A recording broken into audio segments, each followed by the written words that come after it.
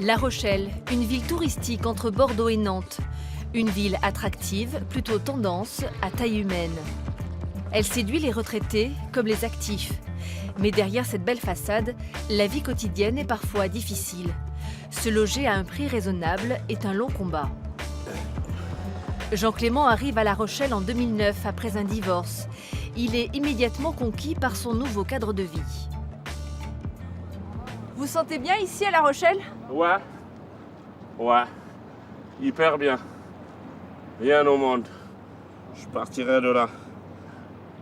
Avec sa formation de cuisinier, il espère trouver du travail dans les nombreux restaurants de la ville. Mais le rêve tourne rapidement au cauchemar. Le travail est là, mais sa demande pour un logement social reste sans réponse. Il se retrouve dans un foyer d'accueil, puis dans un appartement en colocation. À 53 ans, on ne devait pas se retrouver dans des situations comme ça. Je pense. Le logement a cassé un peu ma vie professionnelle, quoi. Je ne pouvais pas signer le contrat parce que je n'avais pas un toit adapté et tout. Je suis obligé de travailler 2 jours, 3 jours et là, 1 semaine et là. Travail, logement, logement, travail, l'un ne va pas sans l'autre. Jean Clément est passé depuis peu au RSA. Il attend avec impatience de reprendre les saisons en tant que serveur ou cuisinier. Cela fait maintenant 6 mois qu'il vit dans cet appartement prêté par une amie en attendant que son dossier HLM avance.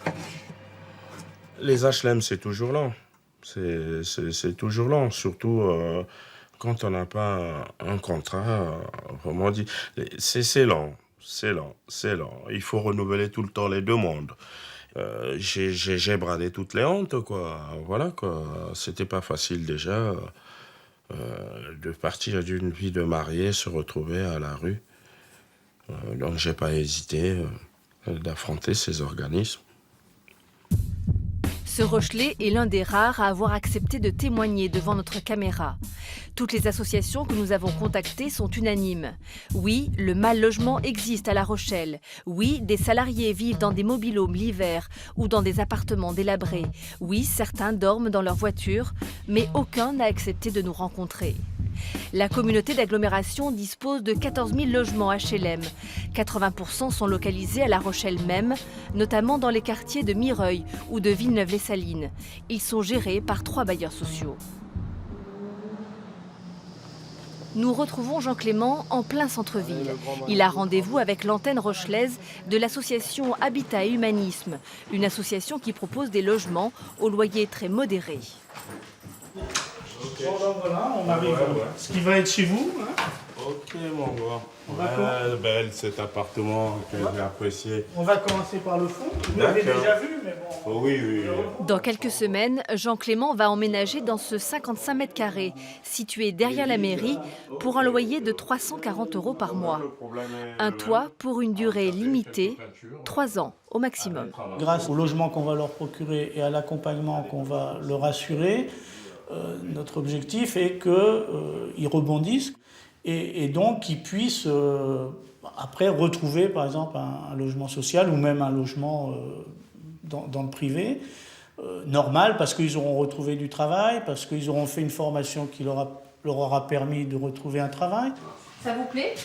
Oui, ça me plaît énormément. Ouais. Je veux pouvoir m'épanouir et retrouver mon intégrité humaine, quoi. Par rapport à ça, quoi. Voilà, un peu d'intimité, un peu d'intimité surtout, ouais. Un peu d'intimité, recevoir aussi mes enfants qui sont loin, que je vois pas souvent. Il me manquait ce toit, quoi, impérativement. Voilà. Encore merci à Habitat et Humanisme. Habitat et Humanisme gère une trentaine de logements à La Rochelle. Une goutte d'eau comparée aux 4615 dossiers HLM actuellement en attente.